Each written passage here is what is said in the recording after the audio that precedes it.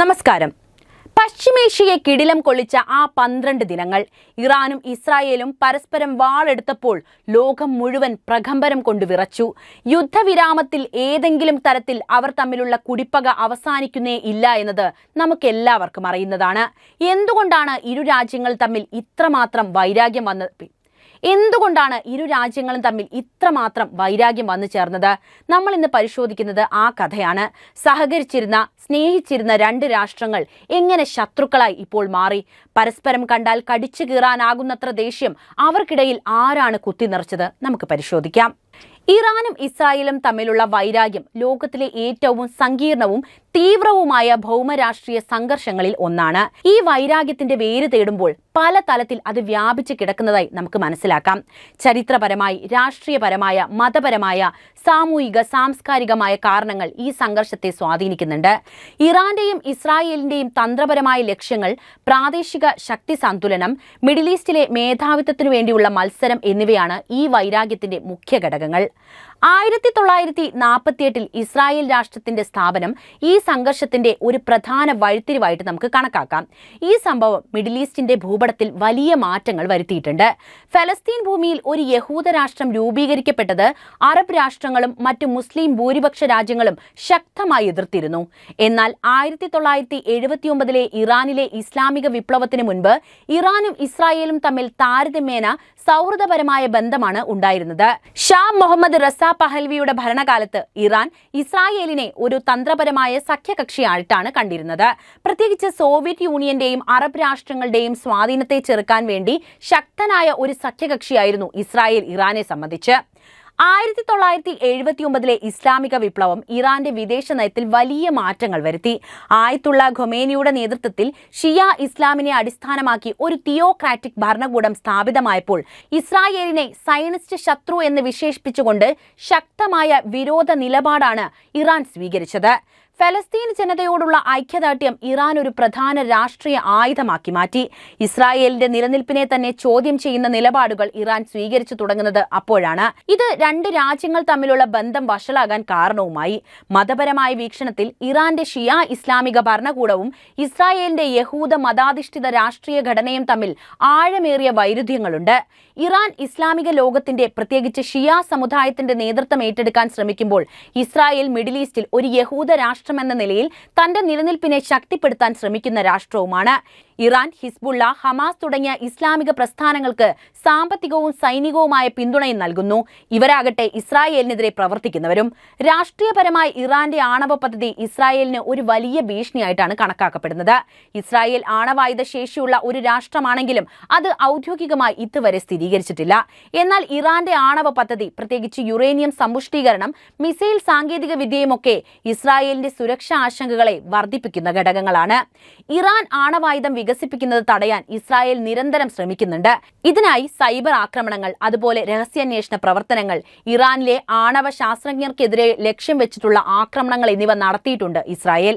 പ്രാദേശിക ശക്തി സന്തുലനം നിലനിർത്താനുള്ള മത്സരവും ഈ വൈരാഗ്യത്തിന്റെ ഒരു പ്രധാനപ്പെട്ട ഭാഗമാണ്. Iran, Syria, Lebanon, Yemen, Iraq തുടങ്ങിയ രാജ്യങ്ങളിൽ തന്റെ സ്വാധീനം വർദ്ധിപ്പിക്കാൻ അവർ ശ്രമിക്കുന്നുണ്ട്. ഇതിനെ ഷിയ ചന്ദ്രക്കല, അതായത് ഷിയ ക്രെസ്കന്റ് എന്നാണ് വിശേഷിപ്പിക്കാറുള്ളത്. ഇതിനെതിരെ Israel, Saudi Arabia, United Arab Emirates തുടങ്ങിയ സുന്നി ഭൂരിപക്ഷ രാജ്യങ്ങളുമായി സഖ്യം ശക്തിപ്പെടുത്തി വരികയാണ്. 2020 എബ്രഹാം ഉടമ്പടി ഇസ്രായേലിനും ഗൾഫ് രാജ്യങ്ങൾക്കുമിടയിൽ ബന്ധം ശക്തിപ്പെടുത്തിയത് ഇറാനെ കൂടുതൽ ആശങ്കാകുലരാക്കി. കഴിഞ്ഞ മാസം നടന്ന 12 ദിവസത്തെ യുദ്ധത്തിലാണ് ഇരു രാഷ്ട്രങ്ങളും തമ്മിൽ നേരിട്ട് ഏറ്റുമുട്ടുന്നത്. സിറിയയിലെ ആഭ്യന്തര യുദ്ധത്തിൽ ഇറാൻ ബഷർ അൽ അസദിന്റെ ഭരണകൂടത്തെ പിന്തുണയ്ക്കുമ്പോൾ ഇസ്രായേൽ ആകട്ടെ ഇറാൻ പിന്തുണയുള്ള സൈനിക സാന്നിധ്യത്തിനെതിരെ ആക്രമണങ്ങൾ നടത്തുകയായിരുന്നു. ലബനിലെ ഹിസ്ബുള്ളയ്ക്ക് ഇറാൻ നൽകുന്ന പിന്തുണ ഇസ്രായേലിന് ഒരു നിരന്തരമായിട്ടുള്ള തലവേദനയാണ്. ഇതിനോട് പ്രതികരിക്കാൻ ഇസ്രായേൽ ലബനനിലും സിറിയയിലും ഹിസ്ബുള്ളയുടെ ആയുധ ശേഖരങ്ങൾക്കെതിരെ വ്യോമാക്രമണങ്ങൾ നടത്താറുമുണ്ട്. സാമ്പത്തികവും സാമൂഹികവുമായ വശങ്ങളും ഈ വൈരാഗ്യത്തെ സ്വാധീനിക്കുന്നുണ്ട്. ഇറാന്റെ സമ്പദ് വ്യവസ്ഥ അന്താരാഷ്ട്ര ഉപരോധങ്ങളും ആഭ്യന്തര പ്രശ്നങ്ങളും മൂലം ദുർബലമാണ്. എന്നാൽ ഇറാൻ തന്റെ സൈനിക ശേഷിയും പ്രാദേശിക സ്വാധീനവും വർദ്ധിപ്പിക്കാൻ ശ്രമിക്കുന്ന രാഷ്ട്രവുമാണ്. മറുവശത്താകട്ടെ ഇസ്രായേൽ ഒരു സാങ്കേതിക വിദ്യാശക്തിയും അതുപോലെ സൈനിക ശക്തിയുമാണ്. യുഎസിന്റെ ശക്തമായ പിന്തുണയോടെ ഇസ്രായേൽ കൂടുതൽ കരുത്താർജിക്കുകയാണ്.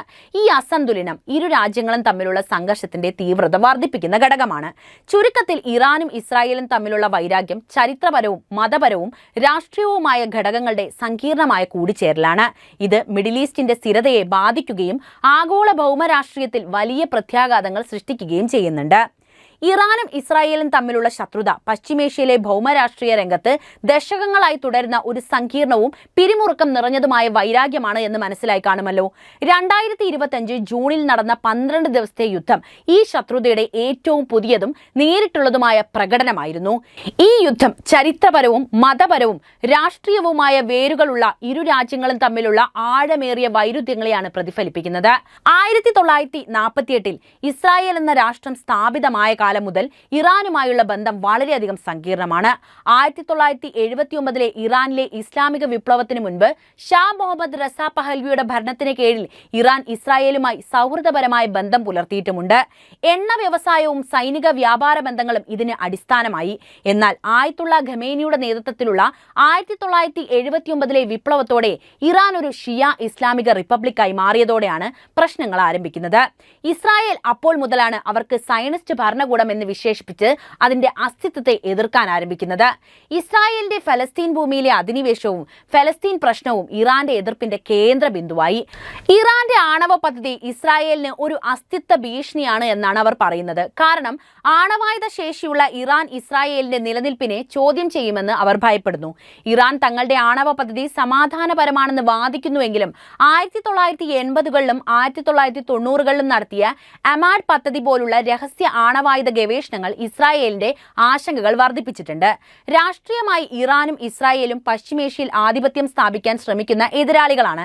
Iran, Lebanon, Syria, Yemen, Iraq തുടങ്ങിയ രാജ്യങ്ങളിൽ റെസിസ്റ്റൻസ് അക്ഷം എന്നറിയപ്പെടുന്ന ശൃംഖലയുടെ സ്വാധീനം വ്യാപിപ്പിക്കാൻ ശ്രമിക്കുകയാണ്. ഇസ്രായേൽ അതേസമയം America, Saudi Arabia, United Arab Emirates തുടങ്ങിയ രാജ്യങ്ങളുമായി സഖ്യം ചേർന്ന് ഇറാന്റെ വ്യാപനം തടയാനും ശ്രമിക്കുന്നു.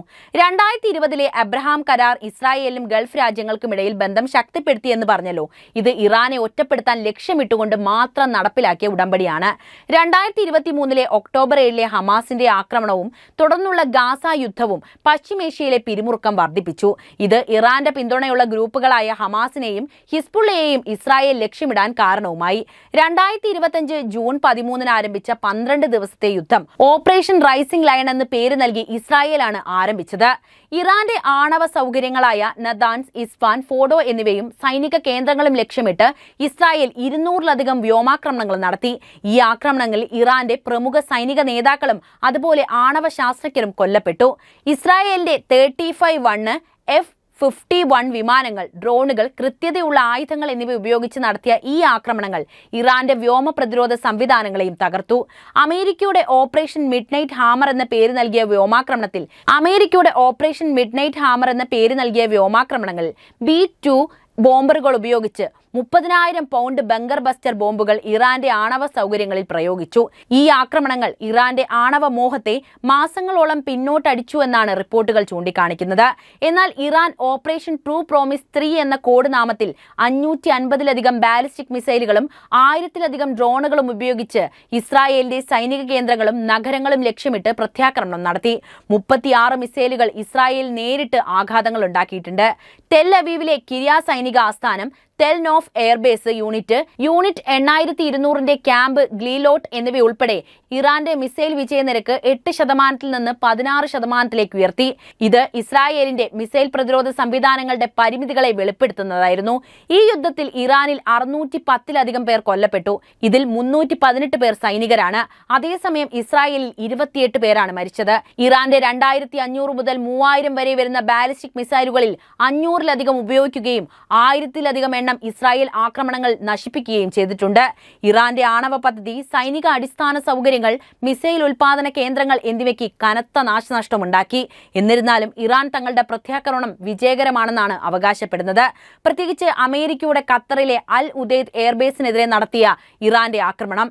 ജൂൺ 24-ന് അമേരിക്കൻ പ്രസിഡന്റ് ഡൊണാൾഡ് ട്രംപ് മധ്യസ്ഥത വഹിച്ച ഒരു ദുർബലമായ വെടിനിർത്തൽ കരാറിലൂടെ യുദ്ധം അവസാനിപ്പിച്ചു. എന്നാൽ ഇരു രാജ്യങ്ങളും പരസ്പരം കരാർ ലംഘിക്കുന്നുവെന്ന് ആരോപിച്ചുകൊണ്ട് വീണ്ടും യുദ്ധസാധ്യത അവിടെ നിലനിൽക്കുകയാണ്. ഇത് വെടിനിർത്തലിന്റെ ഒരു ദുർബലതയാണ് സൂചിപ്പിക്കുന്നത്. ഈ യുദ്ധം ഇസ്രായേലിന്റെ സൈനിക ശക്തിയും സാങ്കേതിക മികവും പ്രകടമാക്കി. എന്നാൽ ഇറാന്റെ മിസൈൽ ശേഷിയും പ്രത്യാക്രമണ ശക്തിയും അവഗണിക്കാനാകാത്തതുമാണെന്ന് തെളിയിച്ചു കഴിഞ്ഞിട്ടുണ്ട്. ഇറാന്റെ റെസിസ്റ്റൻസ് അക്ഷം ഗണ്യമായി ദുർബലപ്പെട്ടുവെങ്കിലും ഹിസ്ബുള്ള, ഹമാസ്, ഹൂതികൾ തുടങ്ങിയ ഗ്രൂപ്പുകൾ വഴി ഇറാൻ തുടർന്നും സ്വാധീനം ചെലുത്തുന്നുണ്ട്. മറുവശത്ത് ഇസ്രായേലിന്റെ അമേരിക്കയുമായുള്ള സഖ്യം ഈ യുദ്ധത്തിൽ നിർണായകമായിരുന്നു, പ്രത്യേകിച്ച് ആണവ സൗകര്യങ്ങൾക്കെതിരെ നടത്തിയ ആക്രമണങ്ങളിലൊക്കെ തന്നെ. എന്നാൽ ഈ യുദ്ധം പശ്ചിമേഷ്യയിലെ രാഷ്ട്രീയ പ്രശ്നങ്ങൾ, പ്രത്യേകിച്ച് ഫലസ്തീൻ പ്രശ്നം പരിഹരിക്കുന്നതിൽ പരാജയപ്പെടുകയാണ് ചെയ്തത്. ഗസയിലെ യുദ്ധവും മാനുഷിക പ്രതിസന്ധിയും ഇന്നും തുടരുന്നു. ഇത് ഈ ശത്രുതയുടെ വിശാലമായ പ്രത്യാഘാതങ്ങളെയാണ് സൂചിപ്പിക്കുന്നത്. റഷ്യ, ചൈന, നോർത്ത് കൊറിയ തുടങ്ങിയ രാജ്യങ്ങൾ ഇറാന് വാക്കുകൊണ്ട് പിന്തുണ നൽകിയെങ്കിലും നേരിട്ടുള്ള സൈനിക പിന്തുണ അവർ നൽകിയിട്ടില്ല. ഇത് ഇറാന്റെ ഒറ്റപ്പെടലിനെ എടുത്തു കാണിക്കുന്ന ഒരു ഘടകമാണ്. ഈ 12 ദിവസത്തെ യുദ്ധം ഇറാൻ ഇസ്രായേൽ ശത്രുതയുടെ ഒരു പുതിയ അധ്യായമാണ്. എന്നാൽ ഇതൊരു സമാധാനപരമായ പരിഹാരത്തിന് വഴിയൊരുക്കിയിട്ടില്ല എന്ന് പറയാതെ വയ്യ. ഇറാന്റെ ആണവ പദ്ധതിയെക്കുറിച്ചുള്ള ആശങ്കകളും ഇസ്രായേലിന്റെ പ്രതിരോധ തന്ത്രങ്ങളും തുടർന്നും പിരിമുറുക്കം സൃഷ്ടിക്കുകയാണ്. ഈ യുദ്ധം ആധുനിക യുദ്ധത്തിന്റെ സങ്കീർണതകളെ, സൈബർ, വ്യോമ, ബഹിരാകാശ മേഖലകളിലെ സംയോജനവും തന്ത്രപരമായ ആശയവിനിമയം വെളിപ്പെടുത്തുന്നതാണ്. എന്നാൽ ഈ യുദ്ധം ഒരു തന്ത്രപരമായ വിജയമായിരുന്നുവെങ്കിലും ഇറാന്റെ പ്രതിരോധശേഷിയും പ്രത്യാക്രമണ ശക്തിയും ഇസ്രായേലിന് തുടർച്ചയായ വെല്ലുവിളിയാണ് സൃഷ്ടിക്കുന്നത്. IBN news desk Malayalam.